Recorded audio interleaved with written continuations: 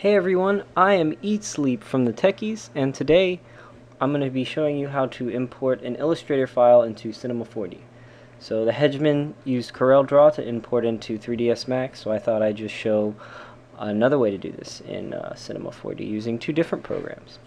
So I have my Illustrator file open here, and I quickly made this text object with a few shapes. I used some hexagons.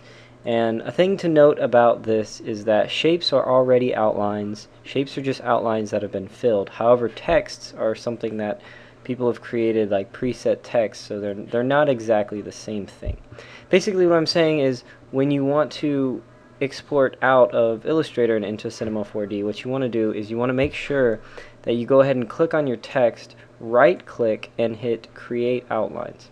Now I've already done this to save some time, but if you just select your text, right click, and say Create Outlines, it'll go ahead and create your outlines and you'll be ready to export and import into Cinema 4D.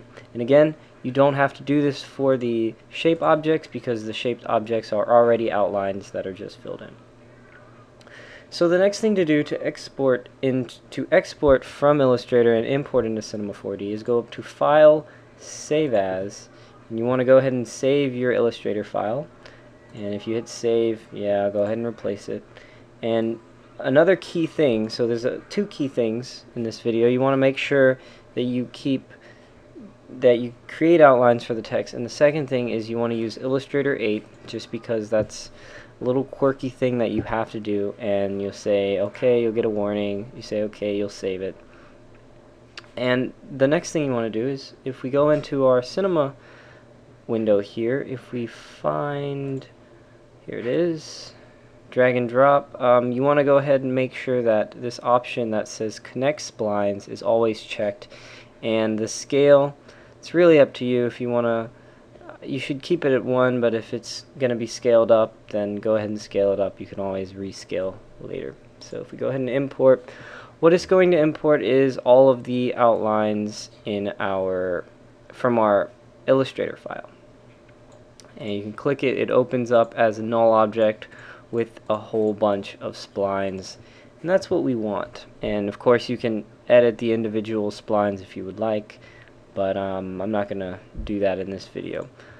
Well, actually what's bothering me is I'm gonna go ahead and move this up by 25. Okay, that didn't do it. 0, 0, there we go. Go ahead and move our text up here. Move it in the Y direction a little bit. Let's go 50 so we can see what's going on. Alright, so we have our text. And if you want to make this 3D, it's very simple. If you go to NURBS, Extrude NURBS, and if you drag your null object, or if you use the individual splines, if you just drag it into Extrude NURBS, and now we have all these options for our extrude NURBS. You can add some caps if you would like, but in order to extrude all these things, actually one of those is actually off. This little hexagon here is not where it should be. Huh. Anyways, I messed up there. Let's go ahead and delete that. Anyways, if we go back to our extrude NURBS and you click hierarchical, I think that's how you say it. You are that'll allow all of the basically childs of the extrude NURBS to extrude. And of course, you have your now you have all your options. You can extrude more, or you can extrude in the Y direction if you would like as well, and even the X direction, so you can kind of get this odd looking, actually it looks pretty cool, not bad, I like that. And of course you can add caps, you know, everybody knows about this stuff by now. Add some caps, add some fillets, whatever you want to do. That looks terrible, but yeah guys, that was it. It's a lot of people seem to have trouble with this, but it's a very easy thing to do, so now you know how to do it in Cinema. So thanks everyone for watching. This has been Eatsleep from the Techies.